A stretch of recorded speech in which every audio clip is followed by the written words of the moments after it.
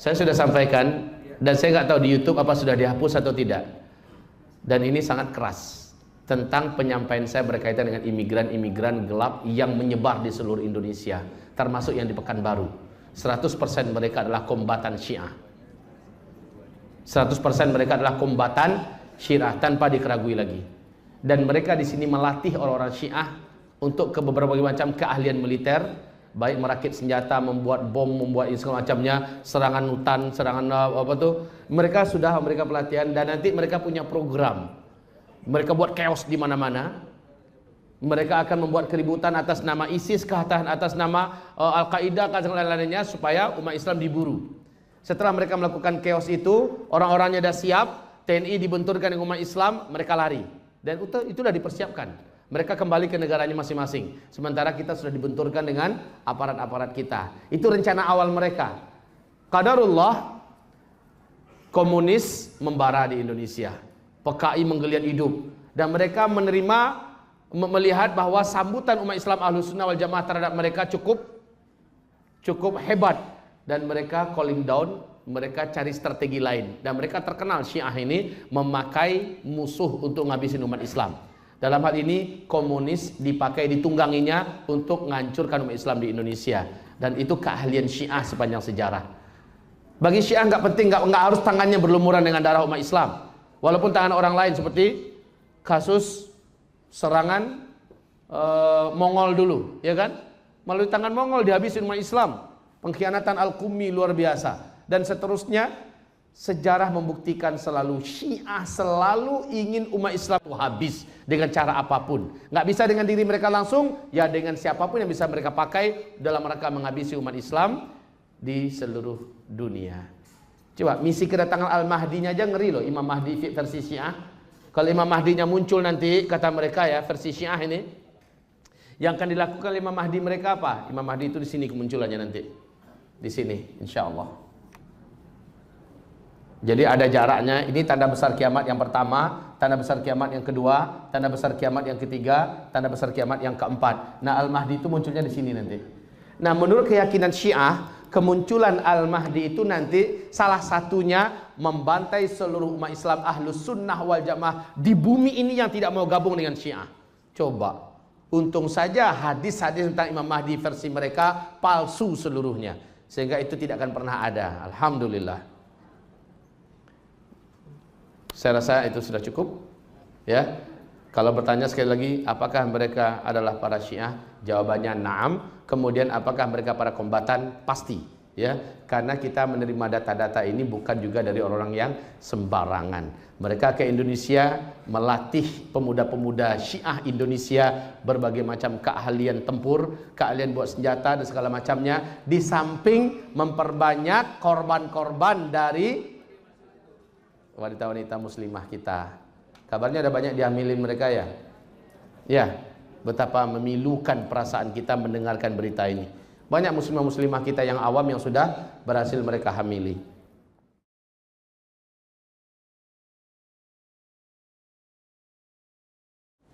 Bismillahirrahmanirrahim. Assalamualaikum warahmatullahi wabarakatuh. Alhamdulillah wassalatu wassalamu ala Rasulillah sallallahu alaihi wasallam, amma ba'du. Ibadallah, ma'asyiral muslimin wal muslimah, hamba-hamba Allah sekalian yang kami muliakan. Semoga makan siang kita tadi tidak kebablasan. Khawatirnya seperti kata pepatah Minang, padang panjang ampe angke paru kanyang matu bare. Mudah-mudahan semuanya masih terkendali ya Bunda ya. Lanjutan kita saat ini, kita akan membacakan sebuah tema yang fenomenal. Tetapi saya ingin jadikan tema ini menjadi sangat sederhana, karena kita perlu menyadarkan kepada umat Islam yang kadang-kadang kebablasan, terlalu fanatik dengan penyampaian sesuatu sementara tidak lagi selektif di dalam menerima informasi. Kajian kita kita ambil dalam beberapa menit ini tentang batas waktu yang telah disebutkan oleh Rasulullah Sallallahu Alaihi Wasallam berkaitan tentang jarak masa antara beliau diutus dengan habisnya umat Islam sebumi ini, atau diistilahkan oleh sebahagian para ulama dengan sebutan umur umat Islam. Umur umat Islam bukan a'maru ummati ma baina sittin ila sab'in, umur umatku antara 60 ke 70, bukan yang itu yang dimaksud. Tetapi sejak Nabi diutus sampai Allah habiskan seluruh umat Islam di muka bumi ini, berapa lama sih waktunya yang tersedia di sisi Allah? Nah, ini yang perlu untuk kita sampaikan kepada umat Islam, tentu saja dengan beberapa peninjauan berkaitan dengan kekuatan dalil yang bersangkutan. Taib. Di dalam Islam, pegangan kita yang paling utama adalah Al-Quran. Kemudian setelah itu adalah sunnah, hadis Rasulullah Sallallahu Alaihi Wasallam. Hadis ada 3 levelnya. Setelah hadis mutawatir, itu hadis yang paling tinggi. Hadis mutawatir, riwayat yang paling kuat, itu disebut dengan mutawatir. Levelnya level periwayatan Al-Quran. Beberapa hadis ada yang sampai ke tingkat mutawatir. Di bawah itu disebut dengan hadis ahad. Disebut dengan hadis ahad. Hadis ahad yaitu riwayat yang diterima dari satu generasi ke generasi melalui satu orang saja sumbernya. Melalui satu orang saja. Nanti dari Abu Bakar ada diterima satu riwayat oleh muridnya. Nanti muridnya meriwayatkan kepada di bawahnya lewat dia seorang diri. Di bawahnya lewat dia seorang diri sampai kepada pengumpul hadis. Umpamanya hadisnya dikumpulkan oleh Bukhari, hadisnya dikumpulkan oleh Muslim, hadisnya dikumpulkan oleh Tirmizi dan lain-lain. Bapak Ibu, hadis ahad ini sekali lagi saya katakan masih hadis Rasulullah yang dapat diterima. Hadis ahad terbagi pada 3 tingkatan. Ini high level, tingkat yang tertinggi disebut dengan hadis sahih. Di bawahnya disebut dengan hadis hasan. Ya. Nah, paling bawah disebut dengan hadis dhaif. Disebut dengan hadis dhaif. 3 jenjang tingkatan hadis ini di dalam hadis ahad masih hadis Rasulullah bisa diterima. Bisa diterima. Dengan ini kita menyatakan tidak beradab, tidak sopan, bahkan cenderung kurang ajar. Ada orang yang mencampakkan hadis dhaif. Kenapa hadisnya dhaif? Lalu dibuang. Kurang ajar. Kenapa dikatakan kurang ajar? Itu kan perkataan Rasulullah Sallallahu Alaihi Wasallam. Tetapi berinteraksi dengan hadis dhaif ada adab-adabnya. Para ulama ahli hadis telah menetapkan adab-adab ini. Mbok ya jagalah sopan santun kepada Rasulullah. Dengan menerapkan adab-adab ini sebenarnya sudah jauh lebih berhati-hati daripada main campakkan, tidak boleh terima karena itu hadis dhaif. Jujur kita katakan yang bersangkutan kurang ajar. Kenapa demikian? Adab-adab meriwayatkan hadis dhaif. 1. Hadis dhaif tidak boleh dijadikan sebagai landasan dalil untuk masalah akidah. Untuk masalah akidah, atau dengan bahasa lain, hadis dhaif tidak bisa dibina di atasnya akidah. Yang kedua, adab yang kedua, Hadis dhaif juga tidak bisa dijadikan sebagai sumber dalil dan sebagai hujah untuk masalah-masalah usul seperti halal, haram, ya, perkara-perkara yang utama seperti itu juga tidak bisa dijadikan hadis dhaif sebagai dalilnya. Yang ketiga, hadis dhaif dia bisa diterima selama tidak bertentangan dengan hadis dalam tema yang sama yang lebih kuat daripadanya. Umpamanya perkara tentang A, ternyata perkara tentang A itu dalam hadis hasan juga ada, apalagi dalam hadis sahih juga ada, bertentangan dengan yang ada di hadis dhaif. Saat itu hadis dhaif memang tidak dipakai. Tapi selama hadis dhaif tersebut tidak bertentangan dengan hadis yang lebih kuat daripadanya, dia bisa dipakai, dapat diterima dalam urusan satu, dalam urusan fadailul a'mal, keutamaan-keutamaan, pahala ini pahala itu, ya. Dan yang kedua dalam urusan targhib dan tarhib, ini bisa dipakai. Adab yang keberapa lagi? Adab yang keempat di dalam bermuamalah dengan hadis dhaif. Hadis dhaif dia masih perkataan Rasulullah sallallahu alaihi wasallam. Maka apabila ada kata ulama anu, ada kata fulan anu, lalu ada kata Rasulullah, walaupun hadisnya dhaif, wajib mendahulukan perkataan Rasulullah sekalipun itu dhaif daripada perkataan ulama manapun. Ini adab.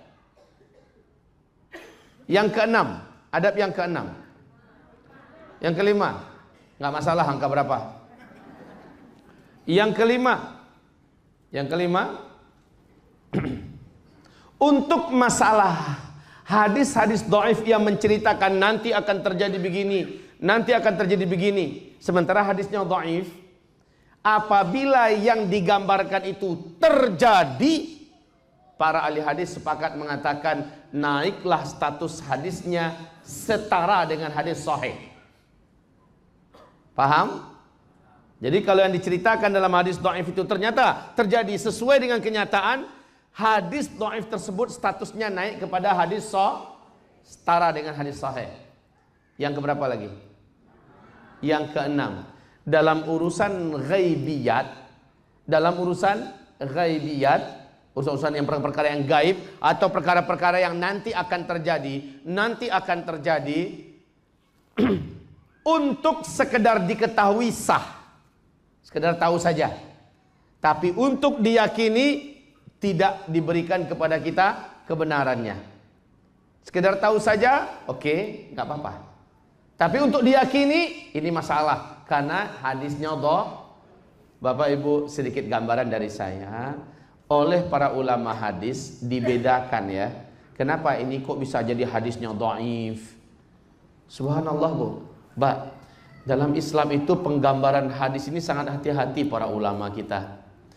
Dhaifnya sebuah hadis seringnya itu terjadi pada kesalahan yang meriwayatkan hadis. Umpama ini ada Imam Bukhari, umpamanya guru kita Ustadz Mustafa Omar, beliau adalah periwayat hadis sekelas Imam Bukhari. Beliau ingin cari hadis dari saya karena saya terkenal meriwayatkan sebuah hadis. Ustadz akhirnya ketemu saya, ketahuan saya pipisnya berdiri. Oleh beliau ketahuan saya pipisnya berdiri. Beliau tetap nyatat hadis yang dari saya, tapi hadis itu langsung diberi kode tertentu bahwa hadis ini didhaifkan gara-gara si pelaku atau penyampai hadis ini akhlaknya kena cacatnya kencing berdiri. Ini contoh. Begitu loh, Masya Allah. Apalagi terkenal yang bersangkutan banyak bohong. Ternyata dia dagang sering bohong, dengar kayak gitu aja, atau makannya tangan kiri, udah hadis yang disampaikannya jadi cacat, jadi jatuh. Padahal masih hadis Rasulullah enggak. Gara-gara yang menyampaikan, meriwayatkan hadis itu menjadi makanya sekali lagi, secacat-cacatnya yang menyampaikan, selama itu masih hadis dari Rasulullah, bukan hadis maudhu'. Apa itu maudhu'? Palsu. atau la aslalah, tidak ada asalnya, matruk, batil, mungkar. Selama bukan seperti itu hadisnya, berarti dia dhaif. Selama dhaifnya bukan dhaif jiddan, maka dia dapat dipakai dalam urusan-urusan yang kita sebutkan tadi. Paham Bapak Ibu? Nah, sekarang saya akan menjelaskan kepada Bapak Ibu start, finish. Hadis yang bercerita tentang start dan finish ini sejak Nabi diutus sampai kepada Rasulullah SAW mengatakan umatnya serentak Allah wafatkan dalam peristiwa tanda besar kiamat yang ke-7. Hadis yang menceritakan tentang batas waktu ini seluruhnya hadis dhaif. Paham? Seluruhnya hadis dhaif. Berlakulah adab-adab bermuamalah dengan hadis dhaif tadi. Sekedar tahu boleh. Membina dan meletakkan keyakinan kita di atas itu dan menjadikan ini sebagai dalil, kita sudah di warning oleh para ulama, jangan. Baik, ada apa dengan hadis ini? Mari kita terima. Yang pertama, Rasulullah SAW menyebutkan antara beliau diutus sampai wafatnya serentak umatnya di muka bumi ini, dalam hadis diriwayatkan oleh Abu Daud, umur umatku adalah umur umat Yahudi dikurangi dengan umur umat Nasrani. Ini dari Abu Daud. Hadisnya dhaif. Di salah satu riwayatnya bahkan sampai ke tingkat dhaif jiddan. Taib. Berapa umur umat Nasrani?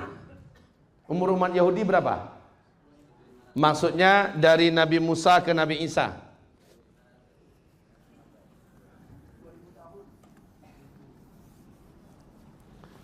Perhatikan, dari Nabi Musa ke Nabi Isa lamanya dalam sejarah 2000 tahun. Lalu dari Nabi Isa ke Nabi Muhammad berapa jaraknya? 600 tahun. Ya.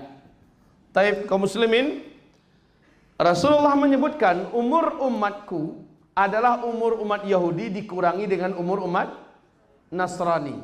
Kalau dilihat dalam sejarah 2000 ini 600, berarti 1400. Ini yang pertama dulu. 1400. Taib. Di dalam riwayat yang lain masih dari Abu Daud, tetapi turuk atau jalur hadis yang satu ini banyak. Nah, kalau dalam hadis Bu, seandainya hadis dhaif, jalur riwayatnya banyak, statusnya kena dongkrak, naik satu level di atasnya, disebut dengan hasan li ghairi. Dia dijadikan hadis hasan karena ada faktor-faktor lain yang menyebabkannya naik dari dhaif kepada hasan li ghairi. Hadis berikut ini walaupun dari Abu Daud, karena jalurnya banyak, naiklah statusnya kepada hasan li ghairi. Apa kata Rasulullah SAW? Umur umatku di sisi Allah adalah 1 hari saja. Lalu Allah menambahkan untuk umatku 1/2 hari lagi. Semoga umatku tidak menjadi lemah karena Allah menambahkan untuk mereka 1/2 hari lagi. Baik, mari kita hitung. Umur umatku di sisi Allah hanya 1 hari, lalu Allah tambahkan 1/2 hari lagi. 1 hari di sisi Allah, kita di bumi ini ngitungnya berapa lama? Ada dalilnya? Surat As-Sajdah ayat 5. Itu dalilnya. Yudabbirul amra minas sama'i ilal ard, thumma ya'ruju ilaihi fi yawmin kana miqdaruhu alfasanah mimma ta'uddun. Kamu menghitungnya 1000 tahun. Yang 1 hari di sisi Allah itu kamu menghitungnya 1000 tahun di dunia. 1 hari tambah 1/2 hari berapa? Oh, subhanallah, ini ada 2 hadis. Tentu saja hitungannya hijriyah. Yang satu hadis mengatakan 1400, yang satu hadis lagi mengatakan 1500. Disinilah fenomena khilafiyah wujud di tengah para kalangan para pakar ahli-ahli hadis. Syekh Ibnu Rajab berkomentar, Imam As-Suyuti berkomentar, bahkan ada yang menisbatkan kepada Syekh Ibnu Hajar Al-Asqalani berkomentar. Gimana nih, ada dua riwayat, satu 1400, satu 1500. Maksudnya kalau 1400 nggak mungkin, sekarang saja sudah berapa kita? 1418 38. Sekarang saja sudah 1438. 1500. Tapi ada yang kayak gini, makanya para ulama mengatakan pokoknya antara 1400 ke 1500, di tengah-tengah inilah umat Islam habis seluruhnya. Udah mulai itu. Mande daki nyolai. Oke, kita hitung 1400, 1500. Dalam hal ini ada menisbatkan kepada Ibnu Hajar Al-Asqalani. Saya sudah cek, saya sudah periksa semua sumber mereka. Sampai hari ini saya belum menemukan penyebutan tahun 1476 dinisbatkan kepada Ibnu Hajar Al-Asqalani. Yang bersangkutan berani menyebutkan dari sumber kitabnya. Bahkan dari kitabnya itu saya sudah gali dan saya belum menemukan. Mungkin dari kitabnya yang lain. 1476 habis umat Islam. Imam Suyuti mengatakan 1477 Hijriah umat Islam habis. 1477 umat Islam sudah habis. Ibnu Rajab Al-Hambali memberikan komentar, dan komentar beliau ini lebih masuk, lebih sesuai, dan sejujurnya saya lebih memilih secara pribadi, saya lebih memilih kepada apa yang dikatakan oleh Ibnu Rajab Al-Hambali. Apa kata beliau? Pokoknya umur umat Islam di muka bumi ini lewat dari 1400 tahun hitungan Hijriah, tapi tidak akan melampaui dari 1005, antara itulah. Beliau tidak menyebutkan tahun tertentu. Sekarang yuk kita sedikit agak coba merinci. Kita hitung full saja dulu 1500, Bu. Dikurangi berapa sekarang? 1438. 1500 dikurang sisa berapa? 62 tahun ke depan umat Islam habis dong. Hitungannya harusnya begitu. Tapi tunggu dulu. Tunggu dulu sebentar. Kenapa? Ini hitungan Hijriah bukan? Kalau Hijriah itu kan dihitung sejak Nabi hijrah dari Mekah ke Madinah. Ya. Padahal menghitung umur umat Nabi itu sejak Nabi diutus, bukan sejak beliau hijrah. Artinya di sini ada 13 tahun beliau di Mekah, belum dimasukkan ke sini kan? Kurang lagi 13. Astagfirullah.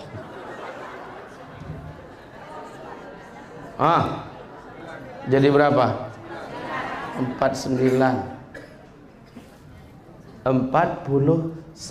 tahun yang akan datang. Itu kalau dianggap umat Islam full 1500 tahun. Bagaimana kalau pendapat para ulama lain antara ini yang benar? Peluangnya makin tambah sedikit angka yang tersisa. Kalau hitung full saja 1500, 49 tahun yang akan datang kita habis semua. La ilaha illallah.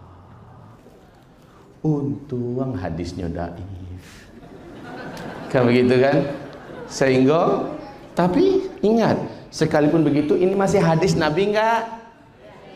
Adabnya kita dengar, kita jadikan ilmu pengetahuan, karena dia dhaif tidak kita bina di atasnya keyakinan. Setuju? Paham Bapak Ibu? Jadi kita tidak mau didoktrin, dan juga kita tidak mau kebablasan. Allah itu hadis dhaif, buang. Awas, tidak sedikit juga ada hadis dhaif yang ternyata nubuatnya terjadi. Ibarat Allah yang kami muliakan, ini satu fenomena yang sudah kita selesaikan pada siang hari ini. Jadi pertanyaan saudara kami tadi, mana beliau? Ya. Pertanyaan saudara kami tadi bagaimana tentang hadis dhaif? Nah, secara gamblang sudah saya sebutkan tadi adab-adabnya. Nanti akan ketemu, alhamdulillah dari kitab ini saya dan kami dari tim peneliti, tim penelaah kitab, sehingga kami sadur beberapa hadis yang seluruhnya kita pastikan status hadisnya adalah sahih hasan. Hampir-hampir kami tidak menuliskan hadis dhaif kecuali kami sebutkan, dan sangat sedikit sekali angka hadis dhaif di sini. Dan kami sebutkan status hadisnya dari kitab mana. Baik, Bapak Ibu yang kami muliakan, juga demikian dalam kitab Ensiklopedia Akhir Zaman.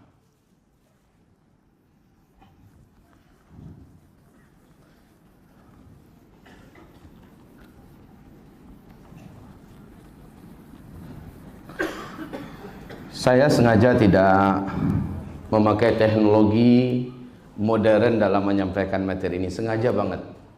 Udah saya coba dulu menyampaikan dengan slide, ya. Ternyata pengaruh atharnya sangat lemah kepada kaum muslimin. Ketika saya menulis, tanpa disadari para jamaah sedang tertulis itu dalam ingatan mereka, dalam memori mereka. Istilahnya pengaruhnya lebih besar. Mungkin ini salah satu rahasia nun wal qalami wa ma yasturun. Nun dan demi pena serta apa yang digoresnya. Kalau saya pakai slide, secepat apa dia muncul, secepat itu dia hilang. Begitu juga dari jemaah. Gimana kajian tadi? Santiam. Bahasa Antonio hebat. Bahasa tadi entahan kanan tadi loh. Cepat sekali hilangnya. Tapi kalau begini ini, insya Allah ya, kalau begini ingatannya akan jauh lebih kuat. Kalau di foto aja, nah ketika melihat fotonya ingat semua penjelasan itu, insya Allah Taala. Makanya dengan sengaja dimanapun saya diundang, saya sampaikan kepada panitia, tolong siapkan whiteboard. Kadang-kadang ada panitia yang kebangetan pelitnya, whiteboard kecil. Padahal saya kelasnya 2 whiteboard ini kelas saya nih. Dia kasih whiteboard kecil. Ya sudah, kalau begitu nikmati oleh jemaah. Saya nulisnya kecil-kecil. Saya sesuaikan dengan whiteboard yang ada. Puas Bapak Ibu? Enggak, yang pakai whiteboard kecil itu. Puas Bapak Ibu? Enggak. Makanya pasang whiteboard yang besar. Alhamdulillah ini 2 kan. Kalau 2 kayak gini baru menurut saya keren. Yang nggak keren itu ibu yang di samping. Ibu nggak bisa lihat, ya kan Bu ya, nggak bisa lihat. Tapi ibu mengandalkan pendengaran, nanti ibu bisa foto, ya. Yang nggak kefoto adalah yang saya hapus. Sekarang kita masuk pada pembahasan 10 tanda besar kiamat. Ini dia, ini penting sekali. Insya Allah sampai zuhur besok saya masih membahas 10 tanda besar kiamat ini, dan saya akan fokus di Dajjal. Saya akan fokus pada sosok yang seluruh nabi dan rasul memperingatkan umatnya hati-hati dengan Dajjal. Saya akan fokus di sini. Bapak Ibu, tadi sudah saya sebutkan. Masih ingat hadisnya? 10 tanda besar kiamat. Seperti apa tadi? Seperti butiran-butiran marjan. Di hadis yang lain Nabi mengatakan mirip dengan wanita yang hamil besar akan melahirkan. Terjadi sebuah bukaan. Kalau bukaan pertama sudah terjadi, maka bukaan kedua pasti menyusul. Yang ketiga, keempat. Makin dekat jaraknya, makin ke atas dia angka bukaannya, makin berdekatan jaraknya. Dan itu nggak pakai lama. 10 tanda besar kiamat ini, apabila yang satu sudah terjadi, yang kedua cepat menyusul. Bukan berjarak 1000 tahun, 100 tahun, 10 tahun, tidak. Jaraknya hanya hitungan paling lama 3 tahun. Setelah itu, dari tanda besar kiamat yang kedua ke tanda besar kiamat yang ketiga, makin dekat jaraknya. Rasul mengatakan berapa masa jarak antara Dajjal lepas dengan Nabi Isa turun? Paling hanya 1 tahun, 2 bulan, 2 minggu, Dajjal pun dibunuh. Kemudian Nah masalahnya 1 tahun 2 bulan 2 minggu itu sudah 1 bumi berhasil digarap oleh Dajjal. Ini yang kita cemaskan itu. Yo sabanta mencogok nyonyo, tapi babisu. Kemana-mana kota dia masuki, kemana-mana negeri yang dia masuki, maka penduduk negeri itu akan berbondong-bondong keluar dari persembunyian mereka. Bahkan yang di lembah-lembah, bahkan yang di bukit-bukit, yang di pulau-pulau, di gua-gua akan turun dari persembunyian mereka menuju di titik koordinat mana Dajjal itu ada di kota itu. Lalu mereka ketika melihat Dajjal, mereka langsung sujud menyembah Dajjal. Awas, ini tanda besar kiamat yang kedua, belum yang pertama. Perlu kita sebutkan urut-urutan tanda besar kiamat di sini. Tanda besar kiamat ada 10, 4-nya terjadi di fase kita. Ini dia yang pertama, dan ini yang kedua, ini yang ketiga, ini yang keempat, yang kelima di sini, dan yang keenam di sini. Yang ketujuh, ini akhir daripada keberadaan umat Islam di muka bumi. Taib, yang pertama apa? Yang pertama, bumi dibungkus oleh dukhon. Saya sudah menyampaikan tadi, apa beda tanda kecil dengan tanda besar? Apa beda tanda kecil dengan tanda besar? Naam, barakallahu fik. Kalau tanda kecil sifatnya bisa lokal di suatu tempat saja, pokoknya di Mekah saja atau di Timur Tengah saja, ya. Dan kita menyimak di sini, kita mengetahui seperti turunnya salju di Arab, kan begitu kan? Ini tanda kecil, dan itu terjadinya di Arab. Nggak ada urusan salju yang turun di Indonesia. Tapi kalau tanda besar sifatnya mendunia. Dunia menyaksikan, dunia merasakan. Yang pertama, tanda besar kiamat yang pertama adalah dukhon. Dukhon. Apa itu dukhon? Saking dahsyatnya peristiwa ini, sampai-sampai Allah menyebut salah satu nama surat dalam Al-Quran dengan surat Ad-Dukhon. Dukhon adalah kabut debu yang sangat tebal lagi panas, menyelimuti seluruh permukaan bumi selama 40 hari 40 malam. Saking tebalnya, Rasulullah menyebutkan, jika kamu dekatkan telapak tanganmu ke arah wajah, tidak ada satu pun dari bagian telapak tangan ini bisa kamu lihat. Saking tebalnya, Bu. Sedekat ini kita buat nggak bisa melihat, saking tebalnya. Dan yang parahnya adalah panas lagi. Bisa juga dengan membuka mata, ini akan menjadikan mata kita akan cedera, perih, celaka. Subhanallah. Rasulullah berkata, para sahabat bertanya, ya Rasulullah, bagaimana cara kami membedakan waktu sholat? Ini kan gelap. Gimana cara kami menentukan waktu sholat? Takdiruna laha qadraha. Kamu kira-kirakan saja, ini kira-kira ini waktu zuhur, kira-kira ini waktu asar, main kira-kira. Ibu menghidupkan genset, tidak bermanfaat. Dan ada lagi satu informasi yang akan saya sampaikan nanti. Ini informasi yang paling pahit, yang harus kita telan mentah-mentah, yang harus kita terima mau nggak mau. Ternyata dengan dukhon itu, semua teknologi setelah itu berhenti total di muka bumi. Tidak ada satupun teknologi modern, teknologi canggih yang memanjakan manusia yang masih bisa dipakai pasca dukhon. Limadha? Penyebab terjadinya dukhon inilah yang menghentikan semua teknologi. Sebentar. Semoga ibu masih ingat. Apa penyebab keluarnya satu butiran tanda besar kiamat tadi? Apa penyebabnya? Kalau tali simpulnya kalau itu terjadi, maka terjadilah dukhon sebagai tanda besar kiamat yang pertama. Masya Allah. Apa? Simpul itu apa? Yang dipotong, simpul yang dipotong itu apa? Kita ambil kepada pernyataan Abdullah ibnu Abbas. Dan ini sesuai dengan fakta ilmiah. Di fakta ilmiah, dukhon sedahsyat itu, seluruh muka bumi gelap gulita selama 40 hari 40 malam, hanya mungkin terjadi jika di bumi ini terjadi hantaman maha dahsyat yang berkekuatan bisa ribuan sampai jutaan kali lipat bom nuklir yang dulu pernah meledak di Nagasaki dan Hiroshima. Apa yang memungkinkan itu? Subhanallah, disinilah baru kita mendapatkan penjelasan dari Abdullah bin Abbas, yaitu meteor menghantam bumi. Inilah dia peristiwa besar ke depan. Meteor menghantam bumi. Dari meteor ini, bumi yang kena hantam akan menimbulkan dukhon.